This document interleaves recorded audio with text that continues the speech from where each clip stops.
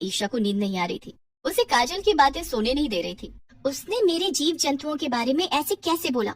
उसे पता नहीं है कि ये जीव जंतु मेरे कितने करीब है। उनके बारे में मैं बुरा नहीं सुन सकती। ईशा को बहुत गुस्सा आता है। तभी ईशा चुड़ैल मकड़ी में बदल जाती है और आधी रात को चुपचाप काजल के घर पहुंच जाती है। उठ जा, तू मेरी नींद हराम करके आराम से कैसे सो सकती है? उठ, नहीं तो लात मार कर उठाऊंगी। कौन है? सोने क्यों नहीं देते? मुझे सुबह जल्दी उठकर स्कूल भी जाना होता है। जैसे काजल की नजर मकड़ी पर पड़ती है तो उसके डर के मारे पसीने छूटने लगते हैं। कौन हो तुम? देखो, मैंने कुछ नहीं किया। मुझे तुम कुछ नहीं करना। मुझे मेरी माँ के पास जाना है। माँ के पास नहीं, मैं तुझे जहन्नुम पहुँचाऊंगी।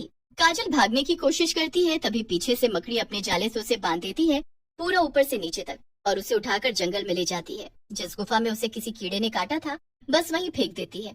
सुबह होते ही ईशा साधारण लड़की बन जाती है। ये मैंने ठीक नहीं किया, मैं तो ऐसी नहीं थी, पर ये सब मैंने जानबूझकर नहीं किया।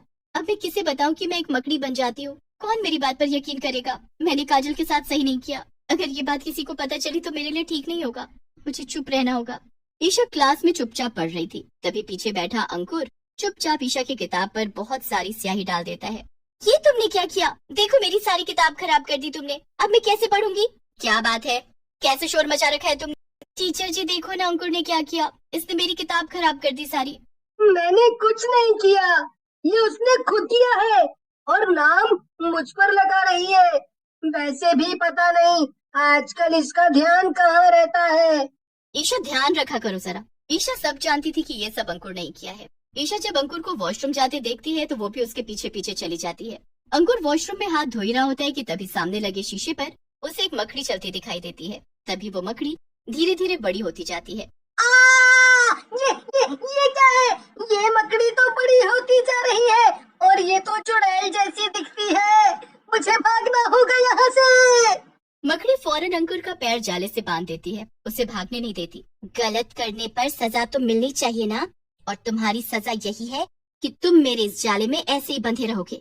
बहुत शौक है ना तुम्हें झूठ बोलने का, तो लो, अब न तुम बोल पाओगी ना ही खा पाओगे तुम। मकड़ी चुड़ैल अंकुर को भी जंगल वाली गुफा में फेंक आती है। ऐसे ही कई दिन तक चलता रहा। स्कूल से काफी बच्चे गायब हो गए। एक बार ईशा ने अपनी माँ को ये बात बताने की सोची। माँ, मुझे आपसे कुछ कहना है, मेरा मतलब कुछ बताना है। हाँ मेरी बच्ची, बताओ क्या बात है, क्या कहना चाहती हो? यही कि कोई इंसान मकड़ी बन सकता है, मतलब चुड़ैल जैसी दिखने वाली बहुत बड़ी मकड़ी। ऐसा तो बस कहानियों में ही होता है, सच में नहीं। और तुम ऐसी बातें क्यों कर रही हो? लगता है आजकल तुम मकड़ी पर कुछ ज्यादा ही सर्च कर रही हो। हाँ, इसीलिए तुम्हारे दिमाग में मकड़ी घूम रही है। अब ये सब बातें छोड़ो और सो जाओ, क्योंकि कल तुम्हें स्कूल जाना है ना। समझा बुझाकर माँ ईशा को सुला तो देती है, पर उसे कुछ अजीब लगता है। कई दिनों से ईशा कुछ बदली बदली सी लग रही है। आजकल ठीक से वो खाना भी नहीं खाती और गुमसुम से रहती है। आखिर क्या बात हो सकती है?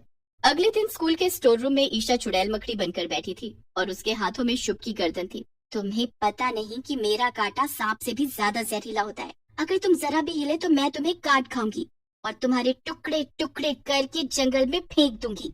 चुड़ैल मकड़ी शुभ की एक नहीं सुनती और उसे जाले से बांधने लगती है, पर मानवी चुपके से ये सब देख रही थी। उसकी तो डर के मारे आवाज ही नहीं निकल रही थी। तभी उसके पीछे उनकी टीचर भी आ जाती है। यहाँ क्या कर रही हो तुम? चलो क्लास में। टीचर जी जरा धीरे बोलिए और अंदर देखिए वहाँ। टीचर भी उस चुड़ैल मकड़ी को देखकर हैरान थी। ये तो बहुत विशाल मकड़ी है, वो भी चुड़ैल मकड़ी। ये कोई साधारण मकड़ी नहीं लगती, पर ये उस बच्चे को बांध कर कहाँ ले जा रही है? मकड़ी पीछे के दरवाजे से शुभ को लेकर भाग जाती है। टीचर और मानवी दोनों उसका पीछा करते हैं। मकड़ी अपना काम करके वापस लौट रही थी कि तभी टीचर और मानवी उसे मकड़ी से ईशा में बदलते हुए देख लेते हैं।